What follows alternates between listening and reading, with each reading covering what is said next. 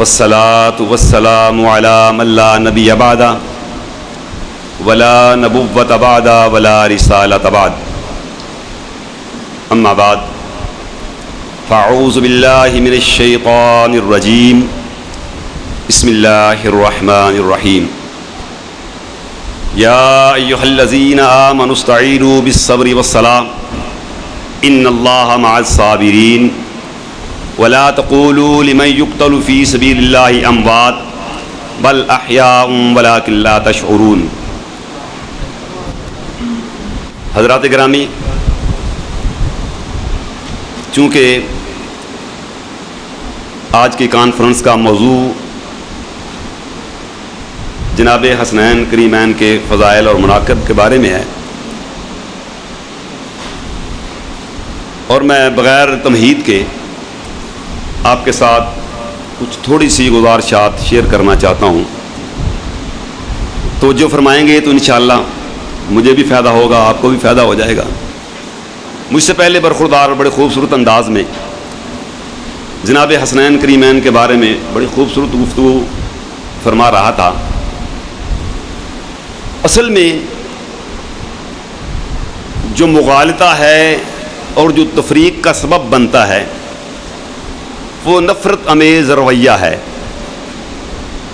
جو مذاہب کے اندر داخل ہوا اور اس نے مذہب کے اندر آ کے مسلمانوں میں افراط و تفریق اور اس کو دو پارہ کر دیا۔ جب آپ تاریخ کا مطالعہ بغور کرتے ہیں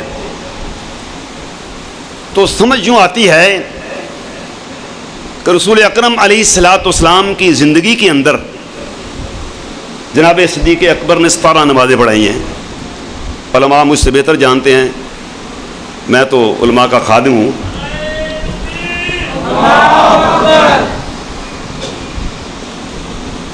اسی طرح اگر میں تذکرہ کرتا ہوں جناب سیدنا عمر فاروق رضی اللہ تعالیٰ عنہ کا، تو ہر اعتبار سے خلیفہ ثانی ہیں۔ میں لمبی تفصیل میں جانا نہیں چاہتا، مختصر بات کروں گا لیکن توجہ فرمانی ہے۔ اگر میں سیدنا عثمان غنی کی بات کرتا ہوں، خلیفہ ثالث ہیں۔ چوتھے خلیفہ جناب سیدنا علی المرتضیٰ شیر خدا ہیں، جن کا نکاح سیدہ فاطمہ الزہرا رضی اللہ تعالی عنہا سے ہوتا ہے۔ میرے پاک پیغمبر کی 4 بیٹیاں ہیں جن کے بارے میں آپ سماعت فرما چکے ہیں۔ میں پھر کہتا ہوں کہ میں تفصیل میں نہیں جا رہا، بھائی توجہ فرماؤ، تشریف رکھو، علماء کرام تشریف لائیں۔ 4 بیٹیوں میں ایک کا تذکرہ تو بہت کیا جاتا ہے، باقی کی بات نہیں کی جاتی، یہ بھی ایک المیہ ہے۔ پھر ذرا آگے چلتے ہیں۔ اللہ نے سیدہ فاطمہ کے بطن اطہر سے جناب علی کو 4 اولادیں دی ہیں۔ ان میں کلثوم ہیں، حسن ہیں، حسین ہیں اور زینب ہیں۔ اب جب ہم اور مطالعہ کرتے ہیں، ہمیں کہا جاتا ہے کہ یہ اہل بیت تطہیر کرام کا ادب اور احترام نہیں کرتے۔ کعبہ کے رب کی قسم ہے، ہمارا ایمان اہل بیت کی محبت کے بغیر کامل اور مکمل نہیں ہوتا۔ ہمارا چارہ ہی نہیں ہے۔ لوگوں، یہ کیوں کر ایسا نہ ہو، سمجھیے، غور کیجئے، کیوں ایسا نہ ہو۔ ہم نے تاریخ کو دیکھا، ہم نے احادیث کے اندر جھانکا، جب ہم قرآن کا مطالعہ کرتے ہیں تو ہمیں پیغمبر اسلام اعظم اس طرح ملتے ہیں کہ پاک پیغمبر محمد صلی اللہ علیہ وسلم وضو فرمائیں، صحابہ پیغمبر کے جسم سے لمس کرنے والا قطرہ زمین پر گرنے نہیں دیتے۔ یہ محبت کا انداز ہے۔ اور لوگوں، جب میں دیکھتا ہوں سیدنا معاویہ کو، میرے معاویہ کے پاس میرے پیغمبر کی 4 چیزیں، ایک میرے پیغمبر کا کرتا، ایک میرے پیغمبر کا تہبند، ایک میرے پیغمبر کی چادر، चौथा मेरे पैगंबर के मुँह मुबारक ये बाल। लोगों मेरे रसूल हजामत बनवाएं, सहाबा उमड़ के आ जाएं, जिसके हिस्से में जितने बाल आए वो ले उड़े और मुआविया रजी अल्लाह ताला ने ये बात कहें, लोगों जब मैं मर जाऊं मेरे कफन के साथ इन सारे कपड़ों को और बालों को रख देना, इसलिए कि जब फरिश्ता पूछने आए तो पूछने से पहले वो हवाला देख ले। और मेरे भाई मसला ये है कि यहां अहले बैत तत्हीरे कराम की इज्जत हुर्मत की बात नहीं, यहां बात मुआविया रजी अल्लाह ताला अन्हु की नफरत की है, यहां बात सईदा उम्मे हबीबा से नफरत की है, यहां बात बनु उमैया के खानदान के नफरत की है, वगरना इन दोनों के अंदर कोई आपस में झगड़ा नहीं है, कोई इख्तलाफ नहीं है, ये एक है।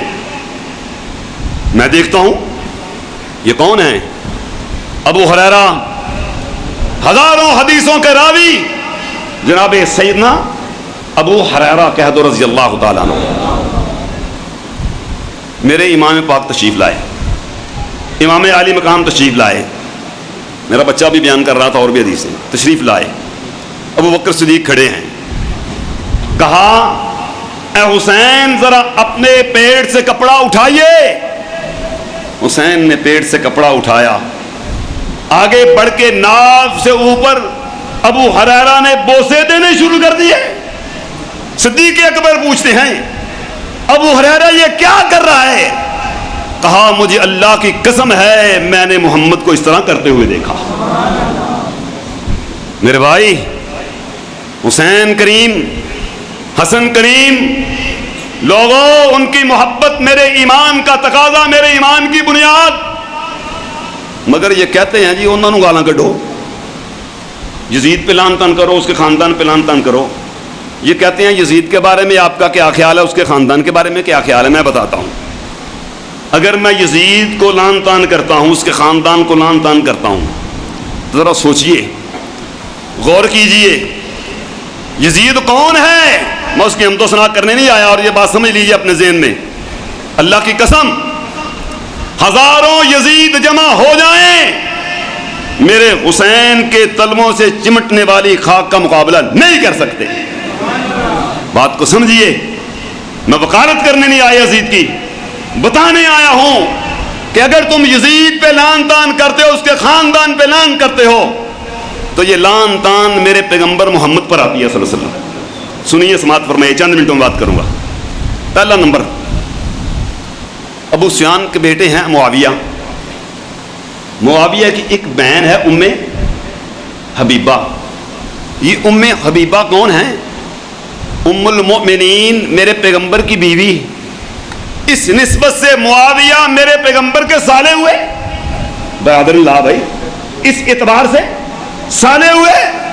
तुम जिस शिमर का तज़किरा करते हो मुझे समझ नहीं आती, शिमर की बात करते हो, यजीद की बात करते हो, लान तान की बात करते हो। मुझे बताओ तो सही, तुम्हारी तारीख लिखने वाला शाकिर हुसैन अमरवी सुन्नी नहीं है? सुन्नी नहीं है, याद रखना, और मैं दूसरे का नाम नहीं लूंगा, सुन्नी नहीं है वो। शाकिर हुसैन अमरवी मुजाहिद आजम अपनी किताब के अंदर ये लिखता है कि करबला की कहानी के बारे में जितना झूठ गढ़ा गया, कभी इतना झूठ बोला ही नहीं गया। चलते हैं आगे। मैं जब शिमर की फुफी को देखता हूं, उम्मुल बनीन नाम सुना है आपने? ये उम्मुल बनीन कौन है? राजी चंद मिनट, ये उम्मुल बनीन कौन है? उम्मुल बनीन कौन? उम्मुल बनीन मेरे अली की बीवी, जिसके बतने अतहर से अली अकबर हैं, जो करबला के मैदान में शहीद होते हैं। जरा आगे चलिए। कहते हैं बीबी ज़ैनब ने बद्दुआएं देती हैं। हाँ, कोई शक नहीं, बीबी ज़ैनब ने हाथ उठा के ये बद्दुआ दी कि जाओ मेरे हुसैन के घर औंदे को तबाह करने वालों, शहीद करने वालों, मारने वालों, कत्ल गारत करने वालों, जाओ तुम्हारी यहाँ जिंदगियां बीत जाएं, क़यामत आ जाए, तुम इसी तरह पीटते रहो और अपने आप बालों को नोचते रहो और मरते रहो। ये बीबी ज़ैनब कौन है? हज़रत अब्दुल्ला बिन जाफ़र तैयार حسین کے تایا کے بیٹے ہیں، عبداللہ بن جعفر طیار حسین کے تایا کے بیٹے ہیں، اور حسین کی بیوی زینب کہتی ہے میں اپنے بھائی کے ساتھ جانا چاہتی ہوں۔ حضرت عبداللہ نے آخری وقت میں ان کو طلاق دے دی، بڑی کڑوی طریق ہے، طلاق دے دی۔ یہ اپنے بھائی کی محبت میں کربلا کے میدان میں ہیں، کربلا کے میدان میں آتی ہیں۔ ذرا اور آگے چلیے، جب میں دیکھتا ہوں تاریخ کے جھروکوں میں مجھے ایک چیز نظر آتی ہے، بڑی عجیب چیز ہے، میں اس لیے لان تان نہیں کر سکتا، میرا مسلک میرا مذہب مجھے اس بات کی اجازت نہیں دیتا میں کسی پر لان تان کروں بلا وجہ اور بغیر کسی ثبوت کے۔ بات کو سنیے، حسنین کریمین کی محبت انشاءاللہ حضرت تشریف لے آئے نے، خوبصورت انداز میں بیان ہوگا، میں صرف 1-2 منٹ میں یہ بات ختم کر کے اپنی بات کو ختم کرتا ہوں۔ یہ ام محمد کون ہے؟ ان سے پوچھئے، نہیں بتائیں گے، مر جائیں گے نہیں بتائیں گے۔ ام محمد کون ہے؟ یزید کی بیوی، یزید کے گھر والی۔ یہ ہے کون؟ یہ عبداللہ بن جعفر کی سگی بیٹی ہے، زینب کے بدن سے نہیں، کسی دوسری بیوی سے۔ بات سمجھ آ رہی ہے؟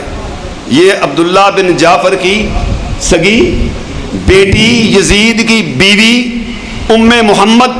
اب ان سے آخری سوال کریے، اپنی بات کو ختم کرتا ہوں، پھر میں کہتا ہوں حسنین کریمین کے مقام کو دنیا میں یزید جیسے کتنے بھی جمع ہو جائیں کبھی پہنچ نہیں سکتے، بلکہ پاؤں کی خاک تک نہیں پہنچ سکتے، مگر تلخ حقیقت کو بیان کرنا پڑے گا۔ یہ ام محمد یزید کی بیوی، بی بی زینب دعائیں دے کے بد دعائیں دے کے نکلی اور یزید کے دربار میں پہنچتی ہیں۔